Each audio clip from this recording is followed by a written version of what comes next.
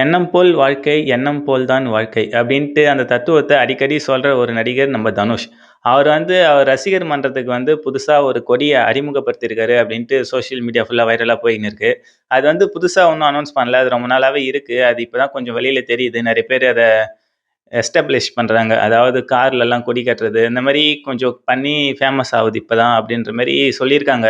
இது ஒரு பெரிய பேச்சு பொருளா மாறுறதுக்கு என்ன காரணம் அப்படின்னு பார்த்தீங்கன்னா, இவர் ஒரு உச்ச நடிகரா இருக்காரு. இப்பதான் ஒரு பெரிய நடிகர். இப்போ உச்ச நடிகர்னா அவ்வளோ பெரிய நடிகர் இல்ல. இப்பதான் வளர்ந்து வராருன்னு வச்சுக்கங்களேன் தனுஷ். அவருமே ஓரளவுக்கான ஒரு பெரிய நடிகர் தான். அதிக சம்பளம் ஏதோ 70,00,00,000 சம்பளம் வாங்குறாரு. அப்போ பெரிய நடிகர் தானே. இப்ப விஜய் 150,00,00,000, 200,00,00,000 சம்பளம் வாங்குறாரு. பட்சத்துல உச்ச நடிகரா இருந்து அரசியலுக்கு இப்போ தலைகை ஆயிடுச்சுல்ல. அரசியலே இதுவரைக்கும் அரசியல்லே பார்க்காத அளவுக்கு ஒரு பெரிய சாதனைய பண்ணியிருக்காரு. ஒரு சினிமாலேருந்து ஒரு நடிகரா நின்னு ஒரு 2 வருஷத்துல கட்சி ஆரம்பிச்சு உடனே சிஎம் ஆனது பெரிய வரலாறு. ஸோ அத பார்த்து நெறைய பேரு பயந்துட்டாங்க அப்படின்னு தான் சொல்லணும். இதுவரைக்கும் இந்த அரசியல பத்தி பேசுறவங்க, கருத்து கணிப்பு பண்றவங்க எல்லாருமே மறந்து போயிருக்காங்கங்க. என்னடா இது 2 வருஷத்துக்கு முன்னாடி தான் கட்சி ஆரம்பிச்சான். எதுவுமே பண்ணல. நின்னான், நேரா போய் உட்காந்துட்டான் சிஎம் சீட்ல அப்படின்ற மாரி ஆன்னு பார்த்துன்னு இருக்காங்க. அந்த மாரியான ஒரு புரட்சி தான் இப்போ நடந்துட்டு இருக்கு. அதுவும் இல்லாம இது சோசியல் மீடியா காலம். அந்த காலம்லாம் வேற. அப்போலாம் நெறைய மக்கள ஏமாத்திட்டு இருந்தாங்க. இப்ப புதுசா ஒரு புரட்சி மாரி, அதாவது சோசியல் மீடியால இன்ஃப்ளூயன்சருங்க நெறைய பேர் இருக்காங்கல்ல. அவங்கள யூஸ் பண்ணியுமே நெறைய வீழ்த்த பார்த்தாங்க விஜய. இருந்தாலும் முடியல. ஏன்னா, இவர் ஒரு புதுசா ஒரு ஆள் வராரு அப்படின்னோனே, விஜய் மட்டும் இல்லங்க. இப்ப ரஜினி வந்திருந்தா கூட ஓரளவுக்கு சப்போர்ட் பண்ணியிருப்பாங்க. ஏன்னா, ஒரு புதுசா ஒரு ஆட்சி தேவை அப்படின்ற மாரி, புதுசா ஒரு மாற்றம் தேவை அப்படின்ற மாரி எல்லாருமே எதிர்பார்த்தாங்க. இளைஞர்கள் எல்லாருமே. அதனால தான் விஜயுமே இப்ப ஜெயிச்சாரு. ஏன்னா, எப்பவுமே டிஎம்கே, ஏடிஎம்கே இந்த மாரி 2 கட்சிகள் தான், பெரிய பெரிய கட்சிகள் தான் இருக்கு. மத்த கட்சிகள் எல்லாமே இது கூட்டணியா இவங்களே மாத்தி மாத்தி ஆண்டுட்டு இருக்காங்க. ஸோ இவங்க ஆண்டு ஒண்ணும் பிரயோஜனம் இல்ல. எந்த வளர்ச்சியும் பெருசா இல்ல. அதனால புது மாற்றம் வேணும் அப்படின்ட்டு தான் புதுசா விஜய உட்கார வச்சிருக்காங்க. அந்த மாரி எதிர்காலத்துல ஃபியூச்சர்ல இப்ப இவரு கொடி அனௌன்ஸ் பண்ணுவாரு. இதே மாரி தான் விஜயும் அப்ப அனௌன்ஸ் பண்ணாரு. ஒரு 10 வருஷம், 20 வருஷம் எதனா நல்லது பண்றோன்ட்டு நற்பணி மன்றம் மூலியமா நல்லது பண்ணிட்டு, அதுக்கப்புறமேட்டுக்கு நானும் அரசியலுக்கு வரேன். நான் இதெல்லாம் செஞ்சிருக்கேன்னு சொல்லி காமிச்சுட்டு அரசியல் வந்துருவாரு.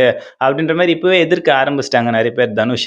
அவர் எடுத்தோனே சும்மா வரலையே. இந்த மாரி 10, 15 வருஷம் எதனா நல்லது பண்ணிட்டு அதுக்கப்புறமேட்டுக்கு தானே வரலான்றாரு. அதுக்குள்ள என்னென்னவோ நடக்கலாம் அப்படின்ற மாரி நெறைய பேரு பாசிட்டிவாவும் சொல்றாங்க. ஏன் அவர்லாம் அரசியலுக்கு வரக்கூடாதா அப்படின்ட்டு. ஏன்னா அந்த ட்ரோலுமே, ஏன்னா இப்போ தனுஷ் இதுக்கு முன்னாடி ஒரு இன்டர்வியூல இல்ல அவார்டு குடுக்குற ஃபங்ஷன்ல அங்கலாம் சொல்லியிருப்பாருல்ல. ஒரு டைம் சொல்லி நல்லா ட்ரெண்ட் ஆயிடுச்சு, வைரல் ஆயிடுச்சு அந்த வேர்டுமே. "ஏன் நாங்கலாம் பாய்ஸ் கார்டன்ல வீடு கட்டக்கூடாதா?" அப்படின்ற மாரி அவங்க ரொம்ப கஷ்டப்பட்டு வந்தாங்க அப்படின்ற மாரி அவங்க வாழ்க்கை வரலாற சொல்லியிருக்காங்க. இருந்தாலும் நெறைய பேரு அவங்க அப்பா பெரிய டைரக்டர்ப்பா. அது எப்படி அவங்க கஷ்டப்பட்டு வந்திருப்பாங்க? அவர் படிச்சது, அவருக்கு ஸ்கூல் போகும்போதும் கார்ல தான் போயிருப்பாரு. எல்லாம் சொகுசு லைஃப் தான். அது எப்படி அவரு கஷ்டப்பட்டு வந்தேன்னு சொல்றாரு? அப்படின்ற மாரியும் சில பேர் சொல்றாங்க. அவங்க பெர்சனல் லைஃப்க்குள்ள நம்ம போக வேணாம். அவங்க எப்படி வந்தாங்களோ, அவங்க எவ்வளோ பெரிய பணக்காரா இருந்தாலும், அவங்க ஹார்ட் ஒர்க் போட்டா தான் எதனா ஒரு தொழில்ல, ஒரு பிசினஸ்ல முன்னுக்கு வர முடியும். ஸோ அந்த மாரி ஆக்டிங்லயும் பார்த்தீங்கன்னா, பெரிய பெரிய பணக்கார வீட்டு பிள்ளைங்கலாம் எவ்வளோ பேரு தோல்வி அடைஞ்சு போயிருக்காங்க. ஸோ அதுலயுமே சக்சஸ் ஆகணும்னா ஒரு ஹார்ட் ஒர்க் இருக்கணும். ஒரு பிளானிங் இருக்கணும். முக்கியமா கன்டினியூஸா பண்ணணும் அத.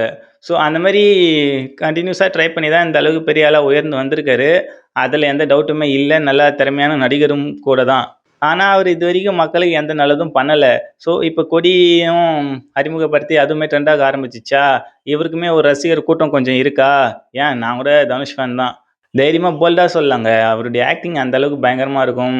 ஸோ, அதனால இப்போ அவருக்குன்னு தனியா ஒரு ரசிகர் கூட்டம் இருக்கிறதுனால, இப்ப இருக்கிற நடிகருங்கள்ல ஓரளவுக்கான மெஜாரிட்டி ரசிகர் தனுஷ்க்குமே இருக்கு. அதனால இவரையுமே கொண்டு வரலாம் அப்படின்ட்டு திமுக தான் இவர அரசியல்ல இறங்க விட்டுருக்கு அப்படின்ட்டும் சில பேர் சொல்றாங்க.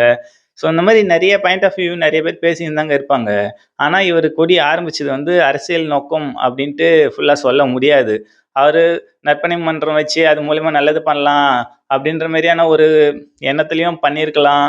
இல்ல ஃபியூச்சர்ல எப்டி இருக்கோ பார்த்துட்டு அரசியலுக்கு வந்துக்கலாம் அப்டின்ற மாரி ஒரு மைண்ட் தாட்டும் இருக்கலாம். இல்ல கண்டிப்பா ஃபியூச்சர்ல அரசியல் தான் அப்டின்ட்டும் இருக்கலாம். ஸோ நம்ம சொல்ல முடியாது. அது அவருடைய பெர்சனல், அவருக்கு மட்டும் தான் தெரியும். இப்போதைக்கு வெளிப்படையா எதுவுமே சொல்லல. இப்போதைக்கு நற்பணி மன்றம் வச்சிருக்காங்க, ரசிகர் மன்றம். அதுக்கு ஒரு கொடி. அவ்வளோதான். இது எல்லா நடிகருமே நார்மலா பண்றது தான். ஒரு சிலர் என்னடான்னா டிஎம்கே தான் இவங்கள விஜய்க்கு எதிரா இறக்கியிருக்கு அப்படின்றாங்க. ஒரு சிலர் இவரெல்லாம் எதுக்கு? இவர் அப்பாவே பெருமையா சொல்ல மாட்டேன்றாரு. அப்பா பேர வச்சு வந்தவர் தான் அப்படின்ற மாரி சொல்றாங்க. ஒரு சிலர் இவருடைய ஜாதி ஏதோ ஒரு ஜாதி சொன்னாங்க. அந்த ஜாதியுடைய கொடி, அதனால இவர ஜாதி வச்சு வைக்கிறாரு அப்படின்றாங்க. அவருடைய ரசிகர் மன்றத்துக்கு அவரு ஒரு கொடிய அறிமுகப்படுத்துறாரு. அது எந்த கலர் வேணா இருக்கலாம். அது அவருக்கு பிடிச்ச கலரா தான் இருக்கணும். அவருக்கு என்ன தோணுதோ அது பண்ணலாம். ஸோ, அத நம்ம வந்து கேட்க வேண்டிய அவசியம் இல்ல. இப்போ அவங்க அனௌன்ஸ் பப்ளிக்கா நான் ஃபியூச்சர்ல அரசியலுக்கு வர வாய்ப்பு இருக்கு அப்படின்னு சொல்லி அறிமுகப்படுத்தினாலும் சரி, இல்ல நான் கண்டிப்பா ஃபியூச்சர்ல அரசியலுக்கு வருவேன். அதனால இப்ப ரசிகர் மன்றத்துக்கு கொடி அனௌன்ஸ் பண்ணியிருக்கேன், அறிமுகப்படுத்தியிருக்கேன் அப்படின்னு சொன்னா சரி. அப்போ நம்ம அரசியலா அவங்கள அட்டாக் பண்ணி பேசலாம். அட்டாக்ன்னு இல்ல. இவங்கலாம் வரவே கூடாது அப்படின்ட்டு இவங்க ஒரு எதுவுமே சொல்லல. ஒரு கொடிய தான் அறிமுகப்படுத்துனாங்க. அதுக்கே இவருக்கு என்ன தகுதி இருக்கு? இவரெல்லாம் எப்படி அரசியலுக்கு வரலாம்? அடுத்த நடிகர் நம்ம அரசியலுக்கு வேணாம் அப்படின்ற மாரி சொல்லின்னு இருக்காங்க. இந்த மாரி கதர்றவங்கலாம் யாருன்னு பார்த்தீங்கன்னா, இந்த அரசியல் விமர்சகர்கள் இருக்காங்கல்ல, அவங்க கூட பெருசா கதறலங்க. ஒரு சின்ன சின்ன அமைப்பெல்லாம் கிரியேட் பண்ணியிருப்பாங்க பாரு. சின்னதா ஒரு அரசியல் கட்சி ஸ்டார்ட் பண்ணுவாங்க. அமைப்பு ஸ்டார்ட் பண்ணி, ரொம்ப நாளா இத பத்தி பேசிக்கின்னு, அந்த மாரியான ஆளுங்கள் தான் ரொம்ப பயந்து போயிட்டு இந்த மாரி அடுத்த நடிகரா? எப்பா இப்பதான் ஒருத்தன் வந்து சிஎம் ஆனான். அதுக்குள்ள இன்னொருத்தனா? அப்படின்ற மாரி ஒரு துளிர் துளுக்கும்போதே அத கிள்ளி போட்டுடலான்ற மாரி இப்ப பேசின்னு இருக்காங்க.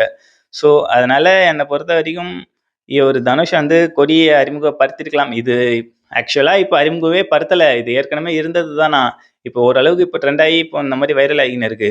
இது வந்து அந்த தனுஷ் நற்பணி மன்றம் அதுலேருந்தே ஒருத்தர் சொல்லியிருக்காரு ஸ்டேஜ்ல. ஏதோ ஒரு படம் ஸ்டேஜ்ல. ஸோ, அதனால இது அந்த அளவுக்கு பெருசா பேச வேண்டிய விஷயமும் இல்ல. நாட்டுல எவ்வளோ விஷயங்கள் இருக்கு பேசுறதுக்கு. இது தேவையில்லாத போட்டு பேசின்னு இருக்காங்க. அதாங்க நான் சொன்னேன்ல, சின்ன சின்ன அரசியல் அமைப்புகள் அவங்கலாம் கொஞ்சம் பயந்து போயிட்டு துளுர்லயே கிள்ளி விட்டுடலாம் அப்படின்ற மாரி பேசின்னு இருக்காங்க. இந்த மாரி பேசினா தாங்க அவங்க இன்னும் கொஞ்சம் வளருவாங்க. ஸோ, அதனால நம்ம இத கண்டுக்காம விட்டிருந்தாலே இந்த அளவுக்கு பெருசா பேச்சு பொருளா மாறி இருக்காது. தேவையில்லாம பேசி ஊதி ஊதி பெருசாக்குறாங்க. ஸோ, பார்க்கலாம். இப்போ கொடியா நெறைய பேர் கார்ல, பைக்ல நிக்க ஆரம்பிச்சுட்டாங்க. ஸோ, என்ன நடக்க போகுது அப்படின்ட்டு வெயிட் பண்ணி பார்த்தா தாங்க தெரியும். அதுக்கப்புறம் என்ன நம்ம எஸ்கே, அப்புறம் பிஆர் இவங்கலாம் வந்துருவாங்க போல. நெக்ஸ்ட் அவங்களே என்ன சினிமால இருக்கிறவங்க ஃபுல்லா அரசியலுக்கு வந்துருவாங்க போல இருக்குதே. இவங்க பண்றத பார்த்தா அப்படித்தாங்க இருக்கு. ஏதோ ஒரு மன்றத்துக்காக கொடிய அறிமுகப்படுத்தினா, இவன் அரசியலுக்கு வந்துட்டான். இவனுக்கு என்ன தகுதி இருக்கு அப்படின்ற மாரி கேட்க ஆரம்பிச்சுருவாங்க. ஒருமையில பேச ஆரம்பிச்சுருவாங்க. ஸோ, அதெல்லாம் அவாய்ட் பண்றது நல்லது. தேவையில்லாம பேசி அவங்கள நம்மளே வளர விடக்கூடாது. மௌனம் உடைக்கும் சத்தம் இது, மறைக்கப்பட்ட கதையின் சாட்சி இது, விழிப்புணர்வு தீய ஏற்றும் நேரம் இது, உண்மை பேச வந்தோ